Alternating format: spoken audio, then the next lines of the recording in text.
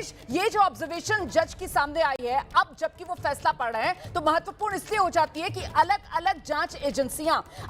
जांच एजेंसियों ने कई खामियां भले ही निकाली हो एक दूसरे के काम में, लेकिन एक बात जो हर किसी की तरफ से कही गई पुख्ता तौर पर, वो ये कि ये सब कोई हादसा नहीं था, ये कोई नेचुरल इंसिडेंट अपने आप हुआ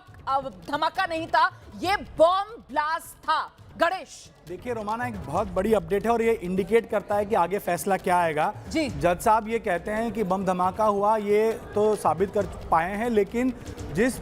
बाइक पर बम धमाका या बम रखा गया, प्लांट करके ब्लास्ट किया गया, ये बात प्रोसिक्यूशन साबित नहीं कर पाया। लेकिन यानी जिस बाइक को आधार करके साध्वी प्रज्ञा सिंह ठाकुर को गिरफ्तार किया गया था, जिस बाइक को आधार बना के इन तमाम आरोपियों को गिरफ्तार किया गया कि ये बाइक इन्होंने लाई और इसमें बॉम्ब प्लांट किया गया था, वो बाइक पे ही धमाका हुआ, ये साबित करने में ये बहुत बड़ी अपडेट खबर है। गणेश ठाकुर, मैं लौटूंगी आपके पास और इससे बहुत कुछ संकेत मिल रहा है कि किस दिशा में ये आगे फैसला बढ़ता हुआ नजर आ रहा है। जज साहब की तरफ से ये तो कहा गया है कि साहब ब्लास्ट हुआ, धमाका हुआ, बॉम्ब ब्लास्ट हुआ, लेकिन आगे जज कह रहे हैं कि ये साबित नहीं हुआ कि धमाका जो है वो बाइक पे रखे एक्सप्लोजिव से ही हुआ है। इस वक्त की बड़ी खबर, और ये महत्वपूर्ण इसलिए हो जाता है क्योंकि मालेगांव बम धमाका, और इस मालेगांव बम धमाके में साध्वी प्रज्ञा ठाकुर वो आरोपी कैसे बनी थी? क्योंकि वो जो बाइक थी, और वो बाइक जिसका नंबर फर्जी था, जिसके इंजन का चेसिस नंबर मिटा हुआ था, वो जो चेसिस नंबर था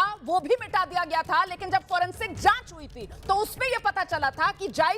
ये जो बाइक है वो साध्वी प्रज्ञा ठाकुर की है, और यही तो लिंक था जिससे साध्वी प्रज्ञा ठाकुर इस मामले में आरोपी बनी थी। और अब जज साहब कह रहे हैं पंचनामा सही तरीके से नहीं हुआ, मौके से फिंगरप्रिंट नहीं मिले, ये सब साबित नहीं हो पाया कि धमाका जो है वो बाइक पर रखे एक्सप्लोजिव से ही हुआ, ये साबित नहीं हुआ कि ब्लास्ट बाइक के ऊपर रखे एक्सप्लोजिव से हुआ है। ये बड़े ऑब्जर्वेशन है जो अभी तक सामने आ रहे हैं। गणेश,